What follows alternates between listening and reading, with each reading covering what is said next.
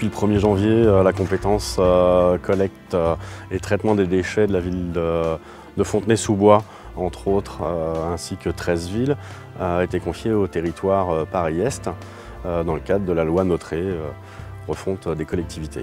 Les enjeux ils sont relativement simples, c'est la mutualisation et l'harmonisation de l'ensemble des prestations qui doivent être réalisées.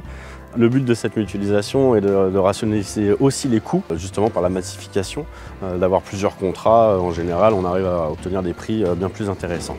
Depuis le début de l'année, Fontenay peut, en plus des bouteilles et des flacons en plastique qui se triaient déjà auparavant, peut maintenant mettre tous les emballages alimentaires en plastique dans leur bac jaune. Les premiers trieurs restent les usagers et les consommateurs.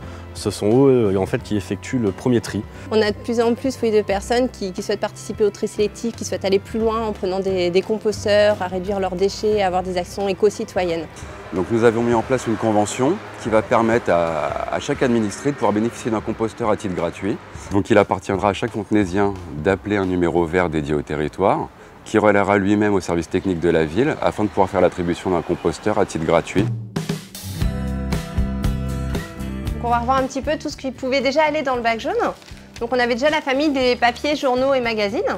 On a également la famille des cartons qui peuvent se mettre dans le bac jaune, donc différents types de cartons à partir du moment où les cartons sont propres. Il ne faut pas de taches de gras ni d'huile sur les cartons. On a la famille des briques alimentaires, donc briques de soupe, briques de jus de fruits, etc.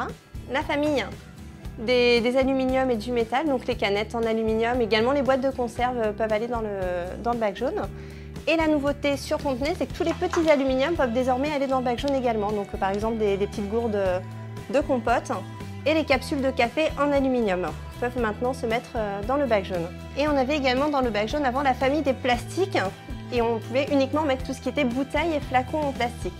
Donc depuis le 1er janvier, la ville de Fontenay est passée en extension des consignes de tri. Donc désormais dans le bac jaune, on peut mettre tout ce qui est emballage en plastique. Donc tout ce qui va être pot en plastique, pot de yaourt, pot de crème. Tout ce qui va être barquettes, diverses barquettes alimentaires qu'on peut avoir à la maison. Tout ce qui va être film de suremballage en plastique, donc notamment les films de suremballage des packs d'eau. Les sacs plastiques peuvent également aller maintenant dans le bac jaune à condition de les mettre en vrac vide. Il ne faut surtout pas mettre des choses dedans et fermer le sac. Et on trouve également donc, les emballages plastiques en polystyrène. Attention, il faut vraiment que ce soit un emballage alimentaire.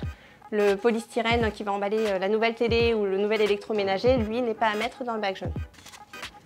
Et on trouve également de nouveaux plastiques qui peuvent aller dans le bac jaune depuis le 1er janvier. Donc avec tout ça, le poids de la poubelle grise, elle, réduit fortement. Et on est dans une optique un petit peu de réduire justement le coût de traitement des ordures ménagères. Voilà un nouveau petit emballage qui peut également aller dans le bac jaune.